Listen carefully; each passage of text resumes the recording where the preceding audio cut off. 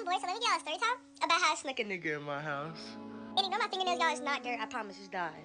But basically, y'all, this started all the way back last year. This was last summer. My friend had invited me out to go to graduation parties because this is when class of 2024 graduated. So she invited me to go out and go to all the graduation parties. So she called me and told me that a boy I used to date in middle school was coming back down. He had like moved up to Raleigh. So I haven't seen him in like years.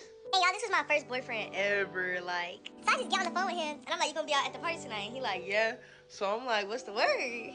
So me and my friend ended up going out. We gotta pick him up because he was staying at his friend's house because he don't live down here. So we came and picked him up and we headed to the party. In the car, that shit was so awkward because I haven't seen him in years. So once we got to the party, like, we ended up splitting off and we were just walking around doing our own thing. Out of nowhere, my mama texts me and says, "You better be home by 10:30.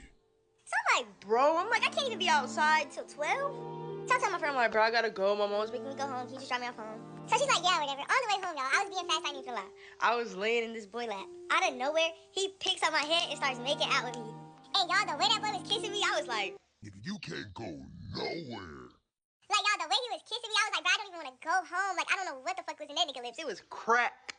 So I finally get home, gotta go in the house. And I text him and I'm like, bro, I'm sneaking you in tonight. I don't care. Like, after you was kissing me like that, baby, you cannot go back to Raleigh, baby. You gotta spend a couple more hours with me. So he was like, oh shit, I'm down. I don't care. So y'all, I was potted for like an hour, baby. Like, when I got back home, I was just thinking, how the fuck am I gonna sneak him in? Cause y'all, I have cameras in the front, in the back, on the garage. There's cameras everywhere. So I'm sitting here thinking, I'm like, it ain't cameras in my neighbor's house. So I draw up this elaborate ass plan and I send it to him to tell him where to walk. I'm gonna insert it right here. So the exit is where I told him not to walk at because the camera's gonna pick him up and I'm gonna get got. So I had to find a way to stick him in because I was like, I'm not sticking him in through down there because I'm gonna definitely get caught. And what if he's walking up the stairs and my mom's walking out the room? Because my mom's room is upstairs too. So I'm thinking, I'm like, how about I make a bed sheet rope? Y'all, I go grab a bunch of fucking old sheets, tie them up into a big ass rope, and tie it to my bed and throw it out the window. I was on some Disney Channel shit because I had searched up on Wiki. I was like, how the fuck do you like sneak somebody in your 2-story house? So y'all, it's 1:30. He's telling me he's on the way. He finally gets there. He's just looking like, he's like, "Fucking, we're about to climb this."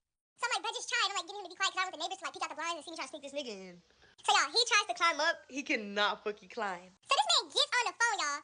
Out of nowhere, 4 niggas come running through my damn neighborhood. They get in cheerleader formation and they throw this man up in the air like he's a flyer. They throw this man like halfway up the rope and he just climbs the rest of the way. And I pull him through like the rest of the window. Like I literally pull him in, y'all. So y'all, he gets in. We're like scared as fuck. Like we're actually like, I turn on the bathroom freaking vent. I turn on the fans. I turn on the TV. And y'all, this was back when Party Next Door like album had just dropped. So best believe, baby, we was.